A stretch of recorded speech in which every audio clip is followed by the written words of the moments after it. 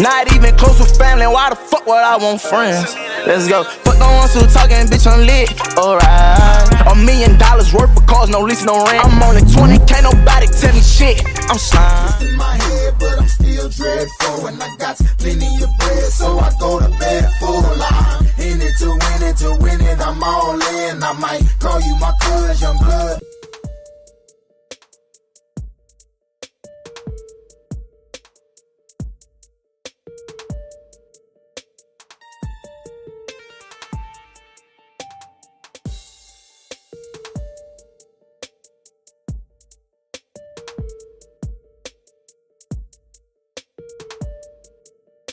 Today here on Off the Field, I'm standing here with Javan Allison, sophomore defensive back out of Miami Norland Senior High School out of Miami, Florida. What age did you actually start playing football? I started playing flag football when I was 5 years old, and then I transitioned to tackle when I was 7. Wow. So it takes years to build up to the type of player that you are, obviously. Now, when it comes to, being a student athlete, how do you balance being a student and an athlete? I'm talking about your studies and, your well-being, your mental health. How do you balance those things? Well, first off, I start by blocking out any negativity. I keep a positive mindset, and I make sure I stay on top of my grades and my assignments and turn them in on time, so there won't be any slip-ups. And then I always save time. Sometimes I always save time for like training and stuff like that. But I make sure student comes first before athlete. Right. Javan, I know you just transferred to this school. You're getting used to the football program, but you're really explosive on the field and off the field. I know yesterday was a scrimmage that you guys had. Spring game was last week. Walk me through the game yesterday and how the spring game was last week. Well, we had picked teams, maroon against the gray team, and it was a good game, good fun and scrimmage. We had the school come out and watch. It was close to a fundraiser also because we had selling tickets to the students. It was a good game. I'd say the maroon team won. I was on the gray team, but it was a good, fun game. The spring game was also fun. We played Coconut Creek and Atlantic High School. We won both games. It was a jamboree. So, you were on the gray team, right? What is something that you thought you could have worked on when it came to that game? We could have communicated a little bit more, and I wish our offense was a little bit more prepared. Right. Defense on both sides, maroon and gray, held it down on locking up and making sure the offense doesn't score. So what do you like about the football program here so far? I know, you transferred from another school. How was that transition, and what do you like the football program so far? To me, the transition was good, and the difference between this program and the last program I was at, the coaches are a lot more active on the field with us, and also they're more intense, and then especially in weight room, it's hard in the weight room. Okay. Because the stuff he make us do is like he a military coach. Okay. And then it's just better here, it feels. And it's more coaches also. We didn't have a lot of coaches at my last program. Okay. And what was the name of the previous school for people to know? Michael Dr. Kropp Senior High School. What went into your decision making when it came to choosing this school and this football program? Well, at first, my dad was trying to figure out, do he want me to move? Because he stays in Georgia. Do he want me to move in Georgia? Because we was going to leave that program so I can go to a new and better program. And then my coach had reached out to me that he wanted me to come to this school and play for them. And then we talked about it, talked to my mom and my dad, and then that's what made us transfer to this school. So it's great that your parents are really involved in your decision making, right? Yeah. What else do you love about your parents being involved in your athletic journey? I love that my parents support me on this journey, and they'll do a lot for me on this journey when it comes down to getting me help with training, getting me help with strength, speed, all that. And the interactive, they get to know the coaches, and they also be on the field too. Right. Yes. What is something that you like about the coaches here, when it comes to them implementing academics and things of that nature, stressing the importance of academics and, college scouts and recruiting? What is something that you like specifically about these coaches? Because Miami is known to have a lot of talent when it comes to producing football players like yourself. So give people some kind of insight on what you like about the coaches here. like hard on you. They make sure you're on top of your work, your assignments, and they're hard on you when you're doing on-field work and weight room work. They're always on top of you. They make sure you doing your job, your assignment. Sometimes when you mess up, they'll talk to you, and sometimes don't mess up because it's not good. What happens if, you're kind of struggling in a class? What are some of the options they give you? Struggling in the class, they'll, go to tutoring. Sometimes you'll miss weight room to go to tutoring so you can get helped out. And messing up on the field, if you're new, a transfer or anything like that, incoming player, they'll talk to you at first and then, build you up, make sure you know the plays and stuff. And then, if you're a veteran, they'll be on you because you need to know this stuff. Right. So when it comes to your teammates, what do you like about your captain so far?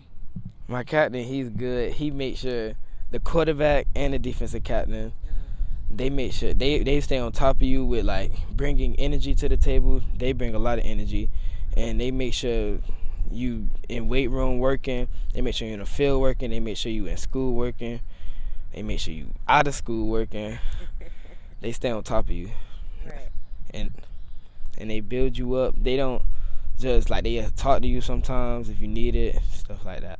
Yeah, well, because some captains can come off as bullies. For the younger kids who aspire to be like you, what advice would you give them when it comes to, stressing the importance of your grades? Because I know recently in the past few days, Deion Sanders just made history at the University of Colorado for helping his boys, his team, getting the highest GPA, which is something off the field, and that's being a student first. So what advice do you give to the younger kids? 1, never give up. 2, make sure it's easier to keep good grades than to bring up your bad grades. Especially when you're coming into high school, you don't want to start your 9th grade year off with a bad GPA because it's harder to bring that up. It's easier to maintain a 3.5, 4.0, and it's easier to maintain that. So I advise you to keep up with your grades and don't slip off with that. That's awesome. So for the younger kids, you guys really need to pay attention and hear stuff like that because he's living it live in the flesh. How has the brotherhood been on the team in general? The brotherhood is good. I'm a new transfer, but I gotten close with the football players recently, and it's getting better. And then the players from track, they starting to come in. It's quick brotherhood. It's no hate, nothing. On the field, we competitive, but off the field, we brothers. I love to hear that. Javan, off the field, you're also really accomplished. You're an author. You were the first young ambassador for the National Asthma and Allergy Foundation. Kind of walk me through how you accomplished these things at such a young age. It started off in 2018. I had a severe asthma attack. And then my mom had asked me would I like to write a book to bring awareness to asthma, anxiety, ADHD to the parents and some people that have it, that how it feels, mostly for the parents, on how it feels for their child to have an asthma attack or to have ADHD or being hyper or to be nervous when having anxiety. So then that's when we started writing the books. 4th grade was my first book, asthma, and then I wrote 5th grade, I wrote ADHD, and then 9th grade I wrote anxiety. Not 9th grade, 6th grade I wrote anxiety. Do you hear yourself? That's so impressive, and that's something that you should be really proud of because not many athletes do something like that at such a young age. So I know it's called The Adventures of Javan, the 3 A's. Yeah, I love to hear that. And you were the first young ambassador for such a huge organization. What was that experience like for you? The experience, it was good. I didn't get over my head or anything like that. Okay. I know my mom, she helped out a lot. She was a big support also. And mainly, if it wasn't for my mom, I don't know where I'd be right now. That's awesome. Gotta love your mom, of course. I know you're gonna really take care of her one day when you make it to the league or, when you become a successful sports agent or something else off the field. It's not just about making it to the NFL. Speaking of that, what are some other things that you aspire to be aside from being a professional athlete or professional football player? It started 6th grade. I was in the theater program up until the 9th grade, and it's still kind of in me, so I could be an actor from here and there. So that's another backup. Arthur's another backup. I know right now at Miami Norland, I'm in the sports medicine program, and that's what I also want to study in college. So it's like being a sports trainer wouldn't be bad for when I grow up. That's awesome. I mean, and I know we were sitting here talking about a few colleges that you may potentially be interested in, but even though you don't have a number one school yet, what do you look for when you are picking out a football program or or a university to attend that has a sports medicine program? What are some of the things that you're looking for? I look for a good program, high GPA requirements, the class I would like to study, sports medicine, and I look for like good coaching, hard coaching, and then sometimes I see I research the school, see what's about it. I see if I really want to attend the school. I wouldn't just, Alabama offered me, I just want to go to Alabama now, just because from what you heard, and I just want to make sure I pick the right school for when I grow up, when I get older. That's so true. A lot of people just go based off what they hear, hearsay. And yeah, Alabama. Who doesn't want to go to Alabama? Even though Nick Saban is no longer the coach, name just 3 schools that you would potentially be interested in. University of Miami, Florida State, and Clemson. Okay. Those are all really good schools. Now, when it comes to the style of coaching, name some coaches that you actually, you like and you follow.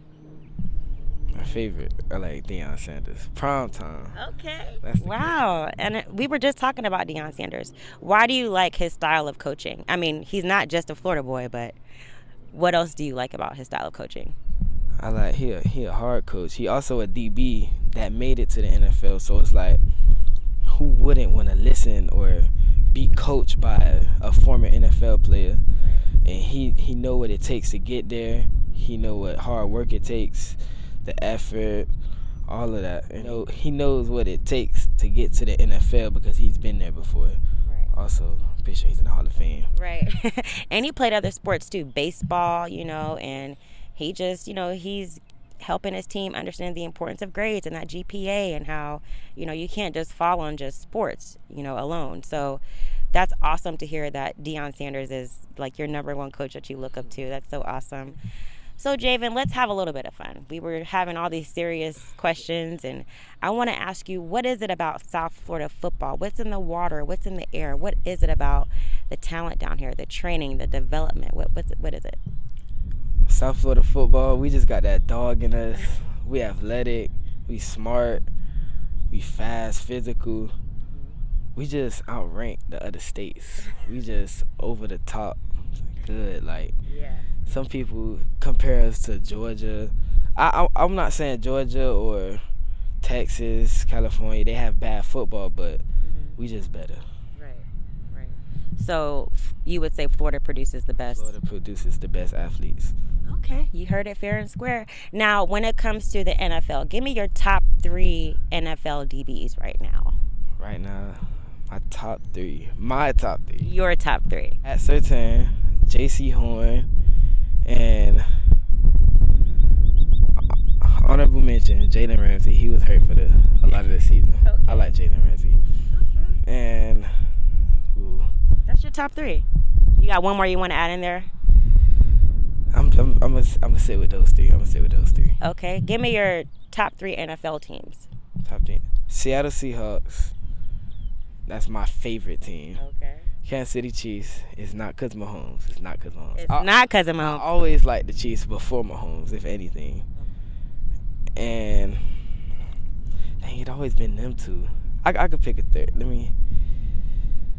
Is it the Dolphins by any chance? Dolphins, no. I mean, we are in Florida. I never liked the Dolphins, so I'm not just gonna like the Dolphins all of a sudden. They got Tyreek Hill, Jalen Ramsey. Tyreek Hill, he's like that. That's my dog. He's that guy. Besides the time he got jammed by Snead, but we're not gonna talk about that. Okay. Seattle Seahawks, Kansas City Chiefs, and Houston, Texas. C.J. Stroud, I really like him. And Tank Dell, his route's so smooth. and like it's so fresh, and I'm gonna guard him one day. Okay. Lock him up. I hear that. I mean, CJ Stroud, that is a former Buckeye, so I'm all ears when it comes to that. No, I'm just kidding. But At certain. well, Javan, I know you're going to be ranked as one of the top DBs in the nation here out of South Florida. I know you're going to make your mom proud, but I'm really excited to seeing you this upcoming season. You're going to be explosive on the field. I know you guys are going to beat your rival team. So let's just put that out there. And then, do you have a heartfelt message that you want to say to your mom? I know Mother's Day just passed, but Father's Day is coming up. Any type of heartfelt message you want to give to your parents? I love you, Mom and Dad. I'm doing this for y'all. I love to hear that. Well, Javan, it was a pleasure speaking with you, and thanks for coming on Off the Fields. Thank you. Thank you for having me.